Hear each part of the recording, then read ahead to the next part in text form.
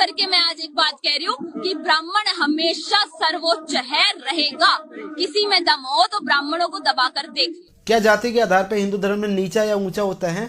ब्राह्मण श्रेष्ठ था, ब्राह्मण श्रेष्ठ है, ब्राह्मण श्रेष्ठ रहेगा, इसका मतलब साफ है कि शूद्र नीच था, नीच है और नीच हमेशा रहेगा। ये होती है मानसिकता। जब हम अपने आप को बहुत कम समझने लगते हैं ना, तो हमें दूसरों की तारीफ भी ऐसे लगती है कि उसकी तारीफ नहीं बल्कि हमारी बुराई हो रही है। हम कहते हैं मेरे माता पिता सबसे बेस्ट हैं, बहुत अच्छे हैं। इसका मतलब क्या है? दूसरों के माता पिता अच्छे नहीं है, बेस्ट नहीं है क्या? अरे भाई, पंडित श्रेष्ठ है, उन्होंने ये तो नहीं कहा ना कि शुद्ध बेकार है या शुद्ध नीच है। क्यों अपने आप को हर बार अपने ही मुंह से नीचा कहलवाते हो?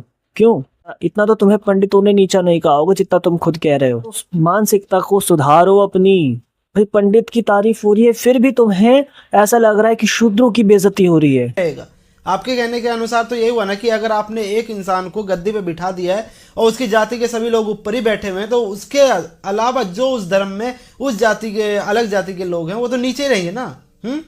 तो फिर ये धर्म महान कैसे हो गया? मुझे ये समझ नहीं आता, इस धर्म को महान कहा किसने? फिर हमारे यहाँ प्रकृति की पूजा होती है, पेड़ों की हमारे यहाँ पूजा होती है, पानी की हमारे यहाँ पूजा होती है, आग की हमारे यहाँ पूजा होती है जिसे हम अग्निदेव कहते हैं, वायु की हमारे यहाँ पूजा होती है, सूरज की हमारे यहाँ पूजा होती है, चंद्रमा की हमारे यहाँ पूजा होती है, धरती की हमारे यहाँ पूजा होती है, पशु पक्षियों की हमारे यहाँ पूजा होती है। इसलिए हमारा सनातन महान है। हम हर किसी के मंगल की कामना करते हैं। हम ये नहीं कहते हैं कि बुरे व्यक्ति का नाश हो, हम ये कहते हैं कि बुरे की बुरी मानसिकता का नाश हो। शुभम करोतु कल्याणम आरोग्यम धन संपदाम शत्रु बुद्धि विनाशाय पूजा दीप नमोस्तुते। शत्रु की बुद्धि का नाश हो, शत्रु का नाश ना हो, शत्रु की जो बुरी बुद्धि है ना, कुबुद्धि है, उसका नाश हो। इसलिए हमारा सनातन महान है। हमारे लिए सिर्फ वो पूजनीय नहीं है जो राम को पूजता है या जो सिर्फ कृष्ण को पूजता है। हमारे यहाँ 33 करोड़ देवी देवता इसीलिए हैं कि हर व्यक्ति की अपनी सोच है, अपनी विचारधारा है। उसे जो भी देवता पसंद आए वो उसकी स्तुति करें,